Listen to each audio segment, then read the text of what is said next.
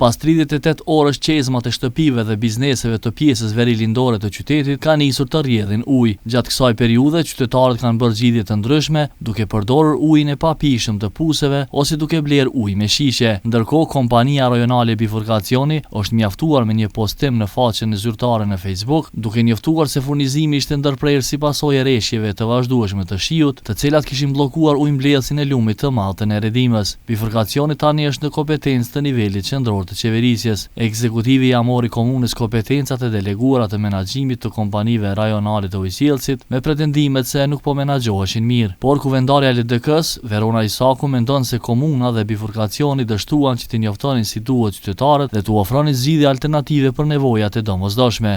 Derisa në Ferizaj po flasim për investime enorme, flasim për shifra marramendse, zhvillim të hapshëm sot qytetarit të Ferizajit që është nis në ora 7:30 me i dërgu fëmijët në shkollë, me shku vetë në punë, nuk ka pasur ujë me i pastru vend. Një zyrtare e zyrës për komunikim me publikun e bifurkacionit ka thënë se qytetarët janë njoftuar në platformën sociale, kur është pyetur se pse nuk ka pasur informim më të hollësishëm për dhjetra mijëra konsumatorët e prekur nga mungesa e shërbimit të kontraktuar. Asnjë njoftim nuk ka pasur dje as në faqen zyrtare të komunës e as në profilin e kryetarit Agim Aliu për krizën e furnizimit me ujë. Drejtori i shërbimeve publike Alberton Sahiti ka thënë se dje gjatë gjithë ditës ka provuar që të komunikojë me zyrtarët e bifurkacionit, por se nuk ka pasur gatishmëri bashkëpunimi nga ana e kompanisë rajonale. Komuna në këtë rast ka apelu dhe kemi bërë kërkesat të vazhdueshme ose kemi të kontaktuar me bifurkacionin për të zgjidhur këtë problem.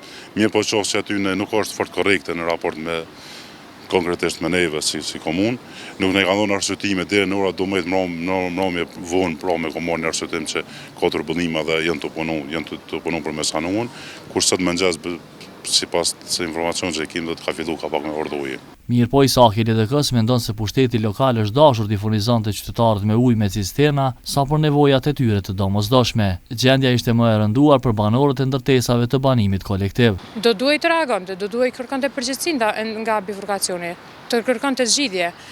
Të paktën qytetari i komunës Agim Aliu e ka votuar për këtë çështje, t'i bëjë zgjidhje për çfarë do problematike që has në përditshmërinë e tij.